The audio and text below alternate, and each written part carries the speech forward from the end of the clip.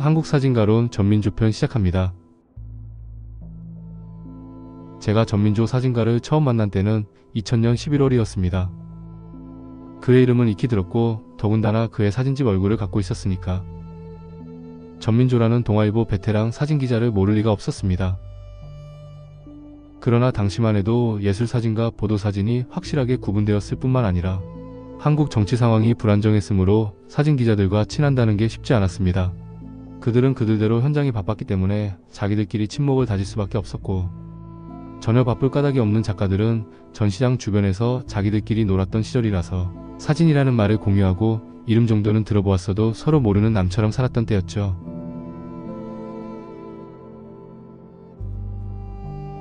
제가 별 관심을 두지 않았던 신문사진에 그나마 관심을 가진 계기는 2000년 제3회 광주 비엔날레를 맡았을 때입니다. 인간과 인권과 인본을 비엔날레 주제로 삼았기 때문에 관심을 갖게 되었죠. 그러나 제가 바라보는 신문사진이나 사진기자에 대한 인식은 뉴스 가치보다는 인간의 냄새와 빛깔이 스며나는 피처가치의 사진들이었습니다. 지금 우리 앞을 스쳐가는 전민조의 성 같은 사진이었습니다. 당시 제가 셀 수 없는 한국의 사진기자 가운데 특별히 주목했던 사진가는 정범태 사진기자와 전민조 사진기자와 김영만 사진기자였습니다. 이들의 사진은 신문사에서 봉급받고 데스크에서 찍어오라는 사진이 아닌 자기만의 분명한 사진 철학이 있는, 즉 독자적인 사진 미학을 갖춘 정감과 정서 그리고 그리움과 슬픔을 사진에 담을 줄 아는 작가로서 사진기자로 보았죠.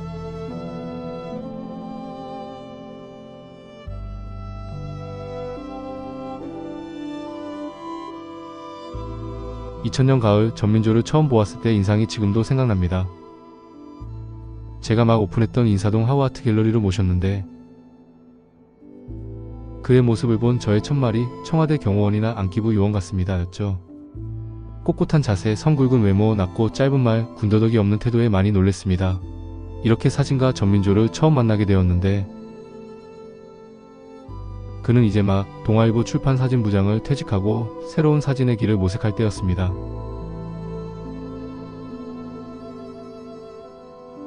제가 전민조를 만나려 한 이유는 2000년 눈빛 출판사가 출간한 그때 그 사진 한 장을 보고 감동받았기 때문입니다. 눈빛 출판사에 연락을 하여 그의 초대전을 개최하고 싶다는 의사를 밝혔죠.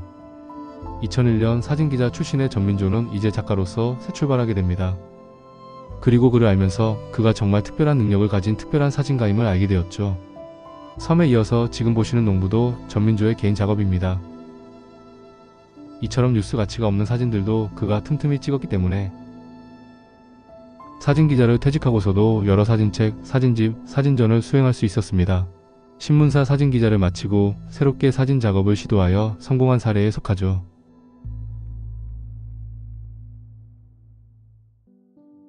이제 보시게 될 전민조의 서울은 그의 시그니처 사진입니다.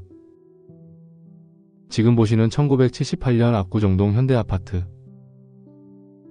작가가 가족들을 모델 삼은 1977년 잠실시형 아파트, 1976년 대책 없는 잠실버스 정거장, 가슴 짠한 1977년 강남 고속터미널 파랑새는 있다, 그리고 1976년 초현실의 무교동까지. 전민조의 서울에는 그 시절 슬픔과 상처의 에스프리가 있죠.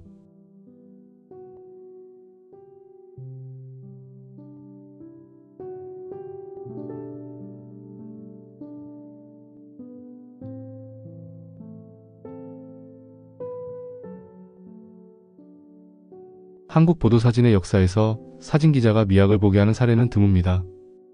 찍어오라는 어떤 사진도 찍어야 하는 신문사 사진기자에게 천성의 예술적 미감이 있고 후천적으로 특별한 감성이 배양된 사람이 아니라면 뉴스 가치가 없는 사진의 어프로치와 사진의 디스턴스 그리고 감각적 미감들은 불필요하죠.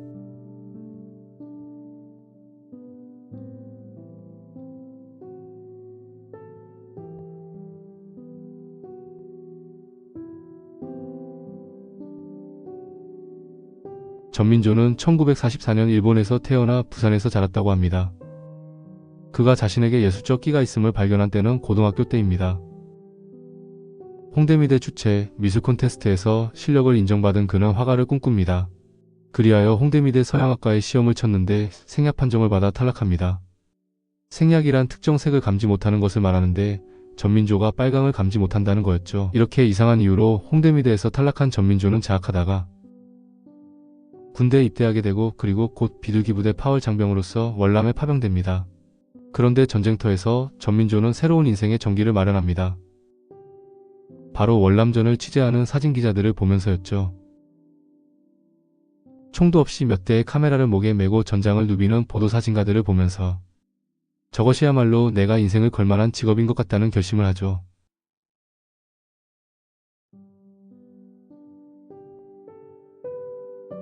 전민조는 제대 후 서라벌 예술대학에 사진과가 있다는 말을 듣습니다. 그리하여 서라벌 예술대학 사진과에 들어가 사진을 공부합니다. 졸업을 앞두고 이경모 선생이 학생들에게 장래 희망 직종을 물었는데 전민조는 당당하게 이렇게 말했다고 합니다. 한 번밖에 없는 인생, 좋은 사진 한 장을 찍고자 사진기자의 인생을 걸겠습니다. 라고요. 그렇게 전민조는 농협신문, 여원, 한국일보를 거쳐서 동아일보에 이르죠.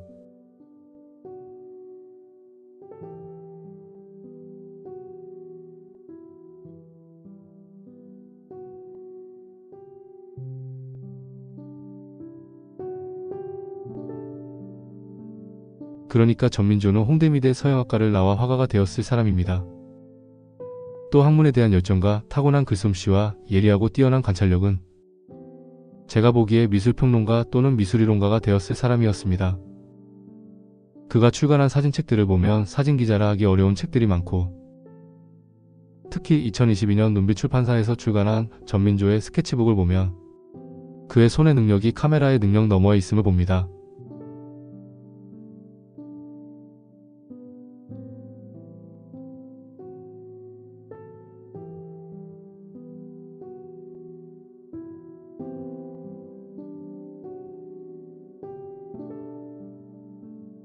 저는 전민조의 이런 감각과 감성과 미학이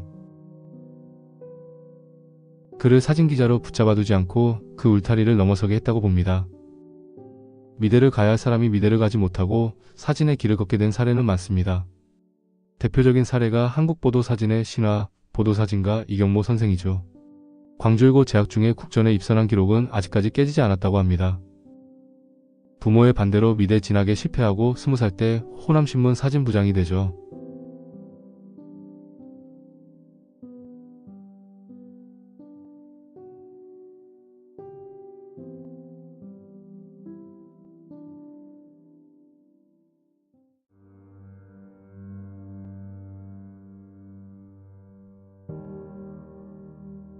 이제 보실 사진은 널리 알려진 유명인들의 얼굴입니다. 각 분야 유명한 인사들을 찍을 수 있는 것이 사진기자의 특권이죠. 이 사진 1985년 신라호텔에서 찍은 정경화 연주 모습입니다. 연주자 본인의 호불호는 모르겠으나 혼이 나간 연주 모습은 일품입니다.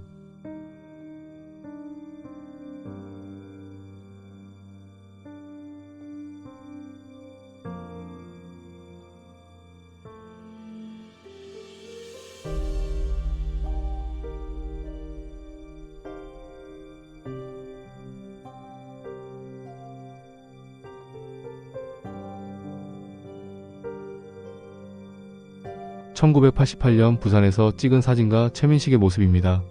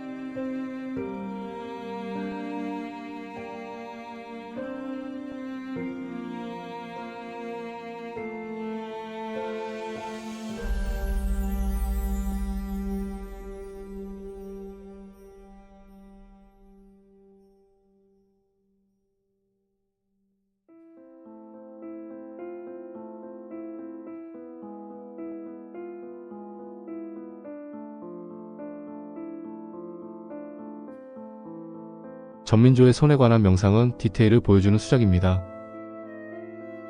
손이란 무엇인지를 보여주는 사진이 아니라 손이란 얼마나 아프고 슬픈 것인지를 말하는 사진입니다. 즉 그가 말하는 손의 권능은 손이 무언가와 접촉했을 때 오로지 감각되고 건네지는 손 너머의 손 이야기입니다. 손의 감각태와 접촉태를 명상으로 이끌었던 유장한 사진이죠.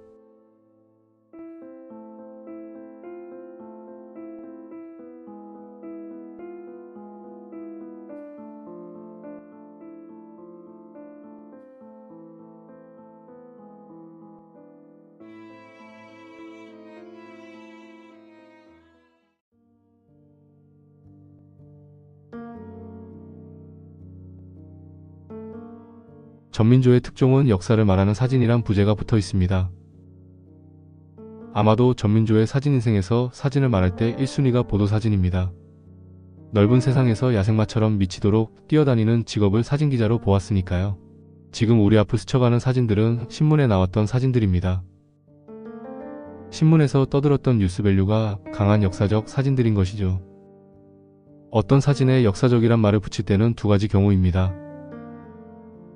하나는 집단적 무의식에 내재한 사건과 사고의 사진이거나 또 하나는 흐르는 시간 앞에 돌이킬 수 없지만 항상 회자되는 기록사진입니다. 역사적 사진들에는 반드시 현장 목격의 필연성이 요구되는데 그 임무를 부여받은 사람이 바로 보도사진가입니다. 정진국 사진평론가가 말한 사진기자는 명령을 수행하면서 자신만의 정가를 올리는 특종의 목숨 건 목격자로서 사진기자인 것이죠.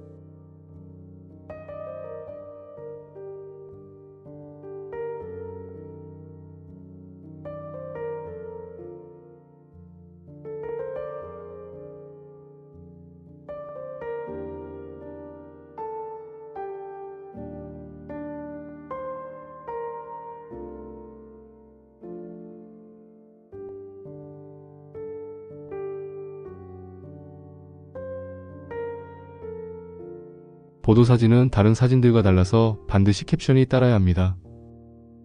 언제 누가 어디서 무엇을 한 사진이란 것이 밝혀질수록 힘을 발휘하기 때문이죠. 그러나 반대로 설명이 장황하면 사진의 힘은 떨어질 수밖에 없습니다. 지금 이런 사진은 설명이 필요 없는 미학성을 갖춘 특종사진이라 생각합니다.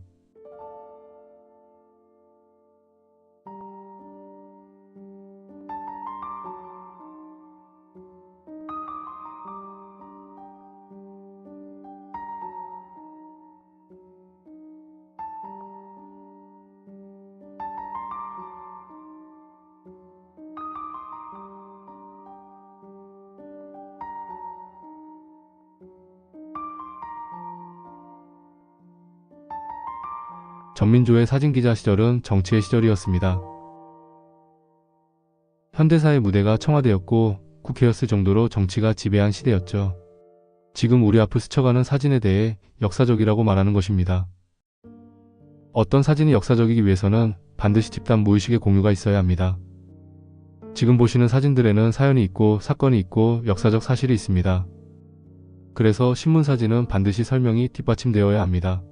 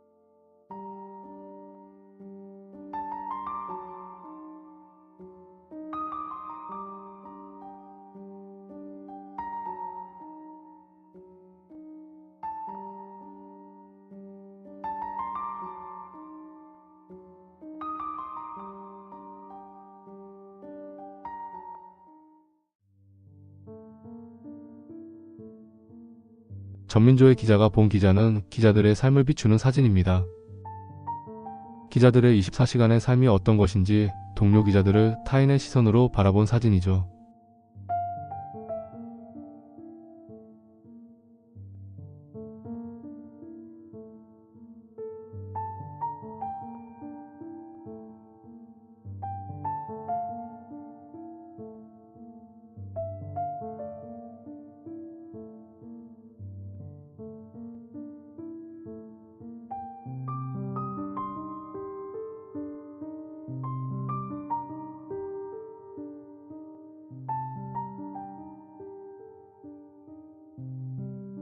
동료가 찍은 70년대 전민조의 야간 당직실 모습입니다.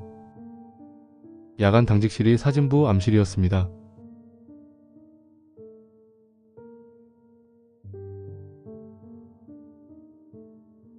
이제 보실 사진들은 2000년에 출간한 그때 그 사진 한 장과 2007년에 출간한 사진 이야기를 아우른 사진들입니다. 가장 보편적인 사진들이고 가장 일반적인 이야기를 말하는 사진입니다. 그러니까 사건도 아니고 사고도 없는 뉴스 가치가 별로 없는 사진들입니다. 그러나 사진의 진면목은 바로 그런 사소하고 사사로운 삶에 있음을 말하는 사진이죠.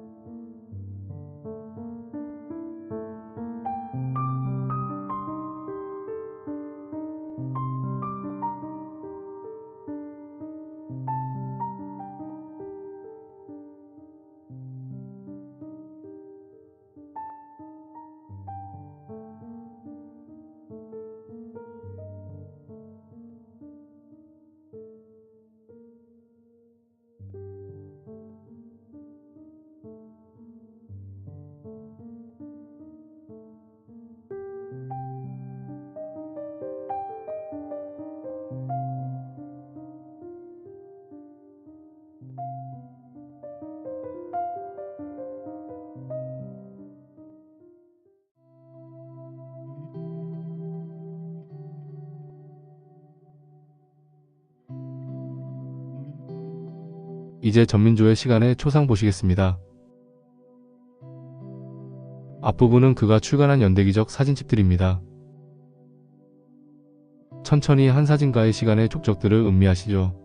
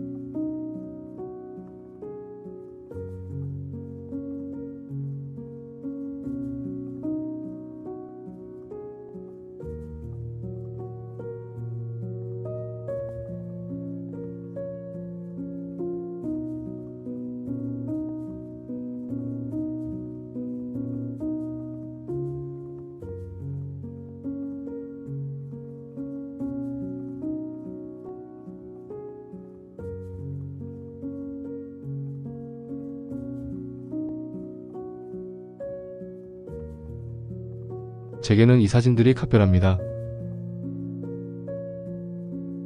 함께 찍은 사진들은 없지만 함께한 마음들은 있었습니다.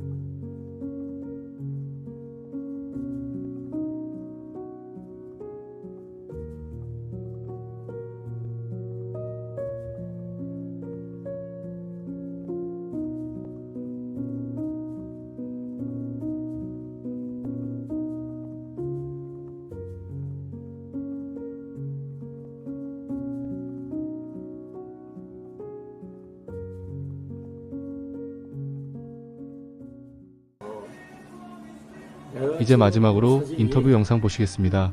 김주만 영상 갤러리 제작입니다. 소설의 그 테마도 되고 또는 역사가 되는 그런 측면에 생각을 많이 하고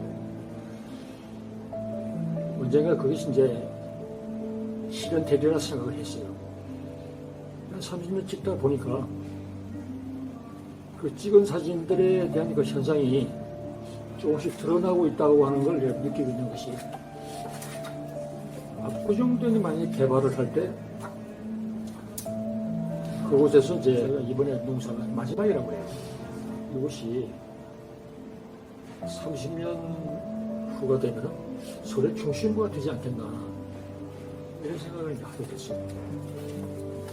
같이 진행했던 사진 뒤에 멀리 보이는 풍경이 잠실 13평 연턴 아파트예요. 그 당시에 아무것도 없었어요. 주말에 이 아이가 이제 큰 애인데 내가 지금 나이가 44살입니다. 여자는 제 아내예요. 그래서 산책하면서 빨리 기록을 한번 해야겠다 싶고 찍은 사진. 잠실은 이 당시에 아파트만 덜렁 치워놓고 교통이 굉장히 불편했습니다. 옛날에는 버스밖에 없었습니다. 버스. 이 버스를 한번 타려면 아침에 줄 서는 게 일반사고, 그렇다고 해서 버스가 또 많은 것도 아니에요. 40~50년 태우면 그냥 가버리고 하니까 러시아어 때는 밤낮 지각만 했습니다. 사진이 있다면 인테리어가 뭐 어떻게 구축이 되고, 그 속에 또 사람이 있다면 그 당시에 사람들의 그 패션이 어떤 형태로 진행이 됐는지 그런 걸 충분히 알 수 있기 때문에 주로 풍경만, 사람이 빠진 풍경만 찍는 것이 아니고 사람하고 풍경을 같이 넣어가지고 찍으려고 노력을 많이 했습니다. 서울이라는 그 테마를 가지고 이제 그걸 모아가지고 책을 내려고 노력을 좀 했습니다. 70년도, 73년도 됐어요. 또 이문하는 식으로 1년에 한 번씩 그 행사를 했었는데, 두 번을 갔다 오게 되니까, 한 번 갔다 오게 되면 그 섬을 보통 한 12개, 13개 섬을 가는데, 섬을 그 당시에 내 눈으로 보니까 지상이 나군이에요. 그런 경관도 보면서 섬 어린이들이 책에 어른들보다 어린이를 많이 찍었어요. 어린이를 보는 순간에 천사들이 아닌가 싶은 생각이 많이 했어요. 카메라를 하나 걸고 마운틴보다 2대를 이렇게 냈지만, 일반 섬 어린이들은 가는 곳마다 그냥 그 10~20명씩 나를 따라다니면서 아저씨 영화 촬영하는 거죠 하고 졸졸 따라다니는 거예요. 영화 촬영하는 게 아니다 그래도 거짓말 하신다고 그렇게 얘기하는 것도 참 희한하고, 그래서 섬을 나라도 적당히 그냥 눌러 앉아가지고 시간 보내는 것보다 섬에 일단 들어가면 전체를 한번 사진 찍어보고, 그래 다시 세상은 항상 변한다는 생각을 많이 했어요. 이게 자연도 그렇고 사람도 그렇고 전부 다 변하고 있는 거니까, 변하는 거를 카메라 메커니즘이라는 게 뭡니까? 사진을 찍자마자 그 빛이 정지가 돼가지고 영원히 미래가 돼버리는 건데, 이게 굉장히 중요하다 생각을 했어요. 결국 이제 사진집을 내기 전까지 섬을 돌아본 게 20몇 개 섬이 됐어요. 그걸 모아가지고 이제 그 출판사하고 이제 얘기를 했더니 유상 사장이 좋습니다. 그래가지고 조그맣게 책을 낸 거죠. 그 꼭지를 모아가지고 나도 좀 배우고, 사진이 이만큼 중요하다는 걸. 지금까지 한국사진가론 전민조 편이었습니다.